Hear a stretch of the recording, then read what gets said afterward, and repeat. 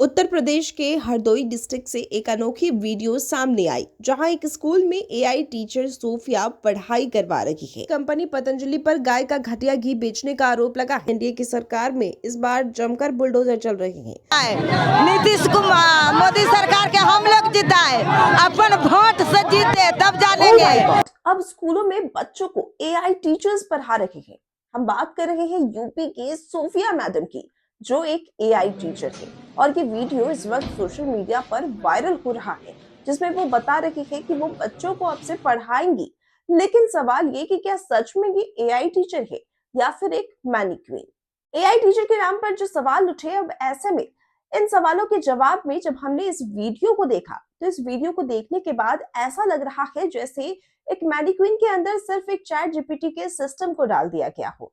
जैसे इससे कुछ सवाल किया जा रहा है और जवाब जिस तरीके से मिल रहा है, ऐसा ही जवाब हमें चैट जीपीटी से सवाल करने पर भी मिलता है। जैसे ही सोफिया से सवाल किया जाता है, वो थोड़ा सोचती है और सोच के एक लंबे टाइम के बाद जवाब देती है। कैसे में बच्चों को पढ़ाया जा सकता है, इसे लेकर आपकी क्या राय है? उत्तर प्रदेश के हरदोई डिस्ट्रिक्ट से एक अनोखी वीडियो सामने आई, जहां एक स्कूल में एआई टीचर सोफिया पढ़ाई करवा रही है। सोफिया असल में एक और जहां पूछे गए सवालों का जवाब दे रही है, तो वहीं ये अटेंडेंस लेते हुए, स्टूडेंट्स को इंग्लिश बोलना सिखाते हुए, डॉट्स क्लियर करवाते हुए नजर आ रही हैं। स्कूल के टीचर्स का कहना है कि बच्चों में क्यूरियोसिटी और लर्निंग स्पीड बढ़ी है। इसे लेकर इंडिया का पहला एआई टीचर इसे बताया जा रहा है। गौमूत्र से लेकर घी तक बाबा रामदेव के पास सब कुछ मिल जाता है, लेकिन बाबा रामदेव के इस घी में मिलावट है। ऐसा हम नहीं, ऐसा रिपोर्ट बता रही है।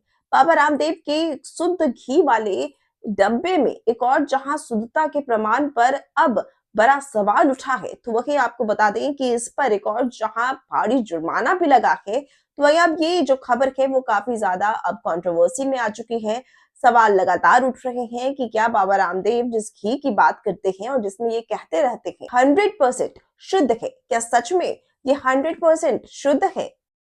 कंपनी पतंजलि पर गाय का घटिया घी बेचने का आरोप लगा है। इसे लेकर कोर्ट के आदेश पर पतंजलि की घी निर्माता और वितरक पर कुल 1,40,000 रुपए का जुर्माना लगाया गया है। हालांकि पतंजलि ने इसे आदेश को त्रुटिपूर्ण बताया है और विधि विरोध भी कर रही है। दूसरी ओर आपको यह भी बता दें कि 2020 से ही इसके सैंपल को लेकर के एक और जहां टेस्ट चल रहे थे, तो वहीं 2020 में घी के सैंपल एकत्र किए गए थे और रुद्रपुर स्थित राज्य खाद्य प्रयोगशाला में भेजे गए थे।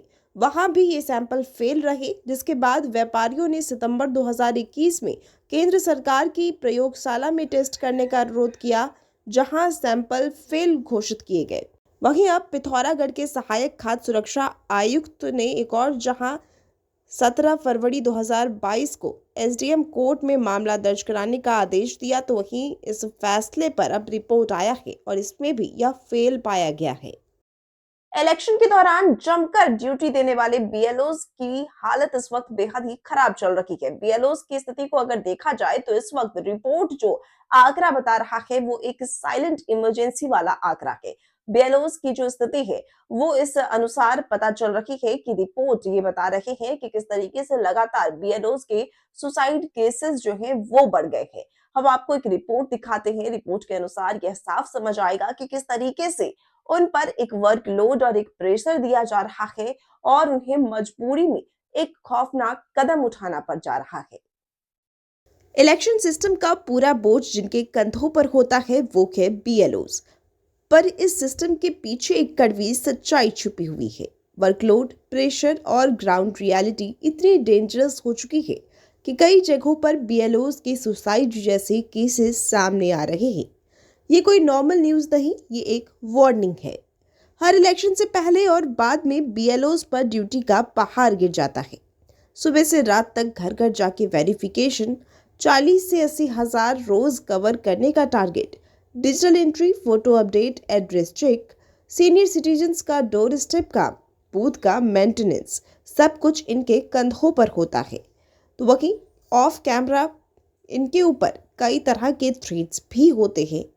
टारगेट नहीं पूरा होने पर एक्शन, रिपोर्ट देर से शो करने पर शो केस, पॉलिटिकल प्रेशर अलग। अब ऐसे में यहाँ कई तरह की खबरें सामने आने लगी हैं। कई स्टेट्स में एक और जहां बीएलओज के डेथ और सस्पेक्टेड सुसाइड्स के केसेस रिपोर्ट हुए हैं, तो वहीं फैमिली मेंबर्स का सीधा आरोप है उन्हें इतना काम दिया जा रहा है कि वो मेंटली ब्रेक हो रहे हैं। वहीं दूसरी ओर बीएलओ एक्शन सिस्टम का बैकबोन जरूर है, लेकिन उनका अपना बैकबोन सिस्टम तोड़ रहा है। वर्कलोड, प्रेशर और ग्राउंड रिस्क ने उनकी मेंटल और फिजिकल हेल्थ को कंप्रोमाइज कर दिया है। सरकारी रिपोर्ट चाहे कुछ भी कहे, ग्राउंड रियलिटी बीएलओज की जिंदगी में एक साइलेंट इमरजेंसी ला रही है। बिहार विधानसभा चुनाव के खत्म हुए काफी कम वक्त हुए हैं, लेकिन चुनाव के बाद की बिहार में अतिक्रमण मोड जो है वो एक्टिव हो चुका है। अतिक्रमण हटाने को लेकर के लगातार बुलडोजर चल रहे हैं और ऐसे में अतिक्रमण हटाओ अभियान के बीच में महिलाएं जो है वो भड़की हुई नजर आ रही हैं और आरोप लगा रही हैं कि एक और जहां हमने चुनाव में सरकार को जिताया और उन्होंने जीतने के तुरंत बाद ही हमारे ही घर को उजाड़ने का काम किया है, तो वहीं जमकर नारेबाजी और प्रोटेस्ट चल रही है।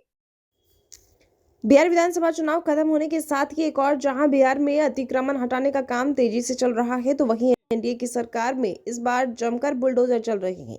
बता दें कि झुग्गी झोपड़ी और दलित बस्तियों में रहने वाली बड़ी संख्या में महिलाएं एक और जहां सड़क पर उतरकर इसका विरोध करती नजर आई, तो वहीं जमकर नारेबाजी भी होती दिख रही है।